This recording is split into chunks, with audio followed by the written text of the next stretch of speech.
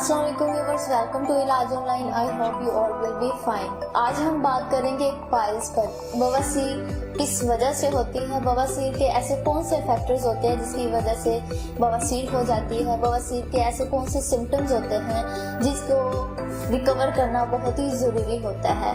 तो लास्ट में मैं आपको बताऊंगी कि इसका किस तरह हम इलाज कर सकते हैं, किस तरह इसका क्योर कर सकते हैं।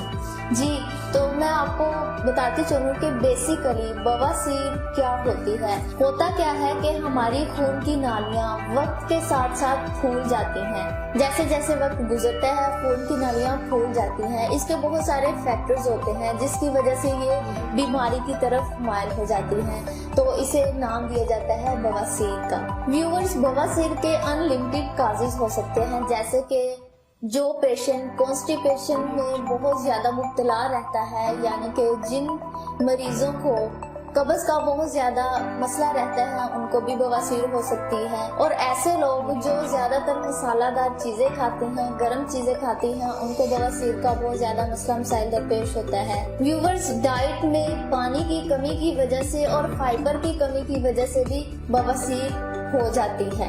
और कुछ इसके साथ ऐसे फैक्टर्स मैं आपको बताती चलूं कि जिनकी वजह से हमारी खून की नालियां फैल सकती हैं, जिसकी वजह से हमें बवासीर को फेस करना पड़ता है। वो फैक्टर्स ये हैं कि जैसे वॉशरूम में बहुत ज्यादा देर तक बैठे रहना।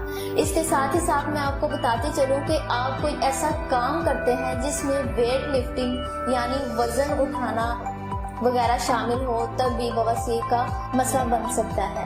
व्यूवर्स, अब मैं आपको बताती चलूं कि इसके कौन से सिम्टम्स होते हैं, जैसे कि पखाना के रास्ते से खून आना, इचिंग होना, पखाना के रास्ते में खारिश होना और इसके साथ साथ बहुत ज्यादा दर्द वगैरह शामिल है। सो व्यूवर्स, अब मैं आपको बताती चलूं कि हमारे इलाज ऑनलाइन की डॉक्टर्स टीम ने बड़ी ही मेहनत और काविशों से एक कोर्स मुतारिफ करवाया है, जिनको आप इस्तेमाल करके अपनी बवासीर की तमाम तर काजेज को, तमाम तर सिम्टम्स को रिकवर कर सकते हैं। फर्स्ट ऑफ ऑल इसमें मैं आपको बताती चलूँ कि स्टोमैकोसफूफ, जैसा कि आप देख रहे हैं, इसके साथ ही साथ बवासीर के लिए पाइल्स कैप्सूल हैं और साथ छोटी डब्बी वाले कैप्सूल हैं पाइल्स बवासीर के लिए, और साथ में आपको मिलेंगे ड्रॉप्स। अब इसका मैं आपको बताती चलूँ कि तरीका इस्तेमाल क्या है। स्टोमैको सप्लीमेंट आपने सुबह और शाम खाना खाने के फौरन आधा घंटा बाद नीम गर्म पानी के साथ आधा चम्मच इस्तेमाल करना है।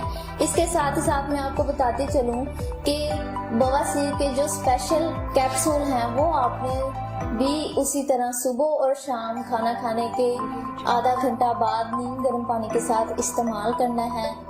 देन ड्रॉप्स आपने सुबह शाम दोपहर 3 टाइम इस्तेमाल करने हैं, और ड्रॉप्स आपने खाना खाने से आधा घंटा पहले ताज़ा पानी में 10-10 कतरे डालकर पीने हैं।